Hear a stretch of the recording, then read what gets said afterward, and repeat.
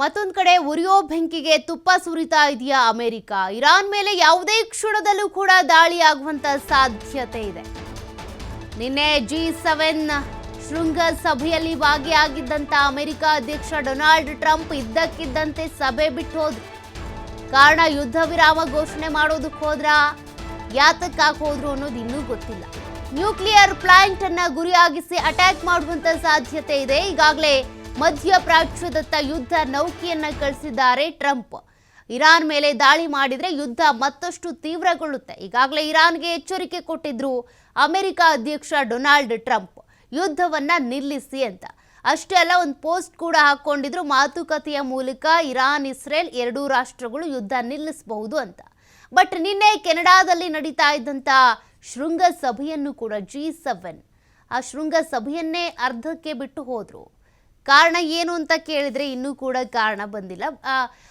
ಇವರು ಇಮ್ಯಾನ್ಯುಯಲ್ ಏನಿದ್ದಾರೆ ಅವರು ಒಂದು ಪೋಸ್ಟನ್ನು ಮಾಡಿದ್ರು. ಇವರು ಮೋಸ್ಟ್ಲಿ ಸೀಸ್ ಫೈರ್ಗೆ ಅಂತ ಹೋಗಿದ್ದಾರೆ, ಕದನ ವಿರಾಮ ಘೋಷಣೆ ಮಾಡೋದಕ್ಕೆ ಹೋಗಿದ್ದಾರೇನೋ ಅಮೆರಿಕ ಅಧ್ಯಕ್ಷ ಡೊನಾಲ್ಡ್ ಟ್ರಂಪ್ ಅಂತ.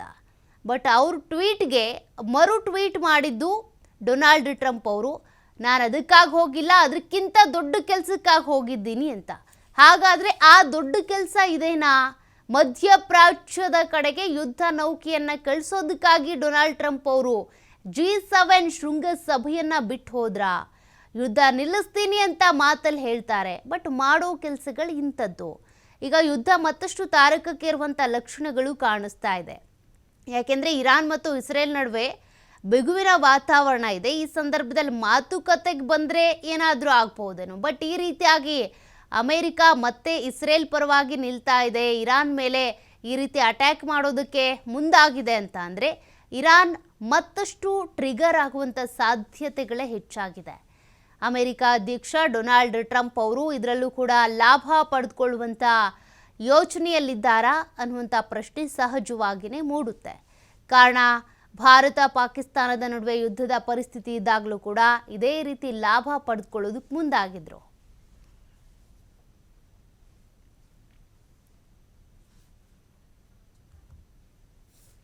ಹಾಗಾಗಿ ಡೊನಾಲ್ಡ್ ಟ್ರಂಪ್ ಅವರನ್ನ ಯಾವುದೇ ಕಾರಣಕ್ಕೂ ಕೂಡ ನಂಬುವಂಥ ಸಾಧ್ಯತೆಗಳಿಲ್ಲ. ಯಾಕೆಂದರೆ ವಿಶ್ವದ ದೊಡ್ಡಣ್ಣ ಅಂತ ಕರೆಸ್ಕೊಳ್ಬೇಕು, ವಿಶ್ವದಲ್ಲೇ ಸೂಪರ್ ಪವರ್ ರಾಷ್ಟ್ರ ಅಂತ ಕರೆಸ್ಕೊಳ್ಬೇಕು ಅನ್ನೋದು ಡೊನಾಲ್ಡ್ ಟ್ರಂಪ್ ಅವರ ಆಶಯ.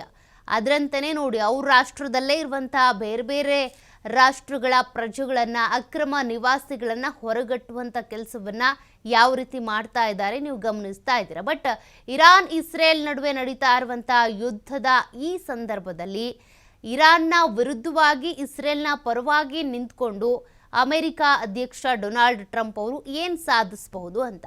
ಇರಾನ್ ಅನೇಕ ತಪ್ಪುಗಳನ್ನು ಮಾಡ್ತಾ ಇದೆ, ಪ್ರತಿಯೊಬ್ಬರು ಕೂಡ ಗಮನಿಸ್ತಾ ಇದ್ದಾರೆ. ಏಕೆಂದರೆ ಉಗ್ರ ಸಂಘಟನೆಗಳಿಗೆ ಬೆಂಬಲ ಕೊಡೋದಿರ್ಬೋದು, ಪ್ರತಿ ಬಾರಿಯೂ ಕೂಡ ಇಸ್ರೇಲ್ ವಿರುದ್ಧ ಅಟ್ಯಾಕ್ಗಳನ್ನ ಮಾಡೋದಿರ್ಬೋದು, ಜನವಸತಿ ಪ್ರದೇಶಗಳನ್ನ ಟಾರ್ಗೆಟ್ ಮಾಡೋದಿರ್ಬೋದು, ಇದೆಲ್ಲವೂ ಕೂಡ ರಾಂಗ್ ಸ್ಟೆಪ್ಸೇ ನಿಜ. ಬಟ್ ಡೊನಾಲ್ಡ್ ಟ್ರಂಪ್ ಅವರು ಇಲ್ಲಿ ಏನು ಮಾಡ್ತಿದ್ದಾರೆ, ಏನು ನಿಲುವನ್ನು ತೆಗೆದುಕೊಳ್ತಿದ್ದಾರೆ? ನಿಜಕ್ಕೂ ಕೂಡ ಈ ನಿಲುವಿನಿಂದಾಗಿ ಯುದ್ಧ ನಿಲ್ಲುತ್ತಾ? ಸಾಧ್ಯನೇ ಇಲ್ಲ. ಮತ್ತಷ್ಟು ಯುದ್ಧ ತಾರಕಕ್ಕಿರುವಂಥ ಸಾಧ್ಯತೆನೇ ಹೆಚ್ಚು.